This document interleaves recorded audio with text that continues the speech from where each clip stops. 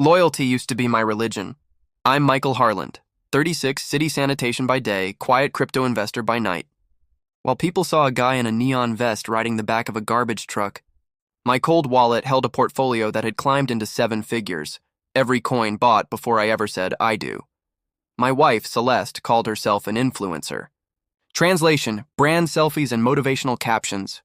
I kept my mouth shut, paid the bills, and believed in us.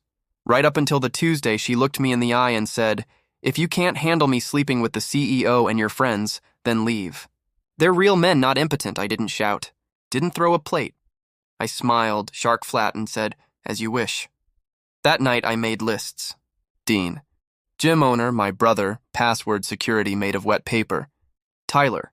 Crypto protege I taught from ramen to Rolex. Malik. Real estate rainmaker I'd once bailed out with $50K, no contract. Victor. Apex Fitness CEO, Celeste's boss and collector of people as trophies. They were all sleeping with my wife. And they had a group chat. The furniture store. Furniture being me, screenshots, locations, videos. The arrogance was a gift.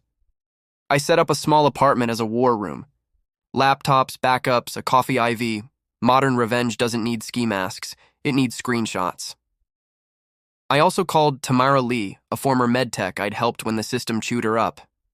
She still had connections, skills, and a grudge against people who think rules don't apply to them. The perfect cover Celeste thought she'd struck gold. A men's health awareness campaign, Apex sponsorship, Dean's gym as venue, Tyler on social buzz, Malik bringing medical partners. She'd participate too. Of course she would. Tamara set up real screening stations, legit equipment, legit labs. No faking, no poisoning, just truth, framed correctly and delivered precisely. The day of the event, the boys preened for cameras, Dean stripped to shorts, sermonized about health inside and out. Tyler posed by blood analyzers, invest in wellness. Malik networked in designer sneakers. Victor treated the place like a red carpet. I wiped down benches and kept the swabs stocked, the invisible husband no one saw. Ours results landed like guided missiles. Dean took a call mid-class and went ghost pale. Tyler received his on a live stream and forgot to end it. Panic went viral. Malik stepped out of a 7-figure closing and never came back. Victor's assistant patched a private ambulance to HQ. By evening, they were sweating, dizzy, spiraling. Not poison, panic. Truth is a powerful drug when you've lied to yourself long enough.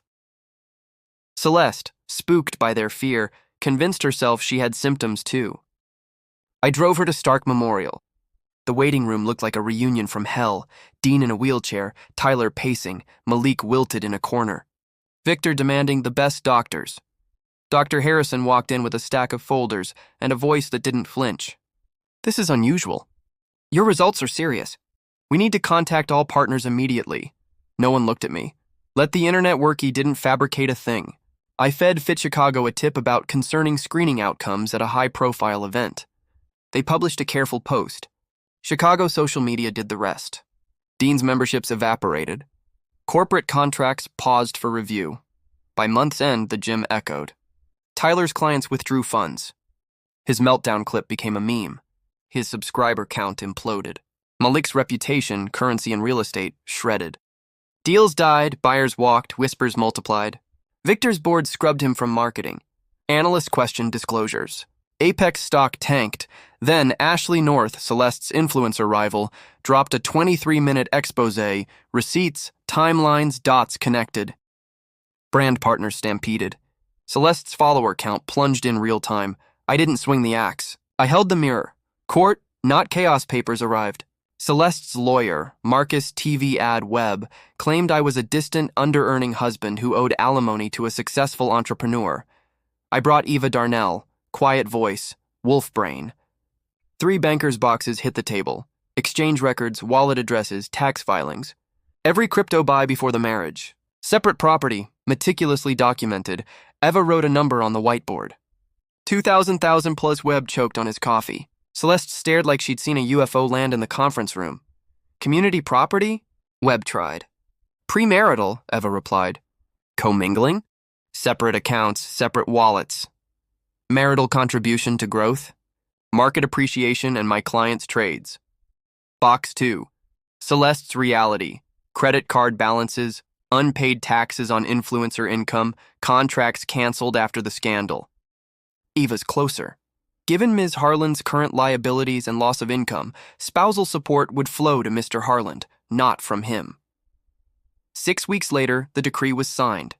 She left with what she brought in, debt and a shrinking audience. I kept the coins and my peace. Aftermath, 6 months on, freedom tasted like taking off tight shoes. Dean shut the gym and now sells towel upgrades at a suburban chain.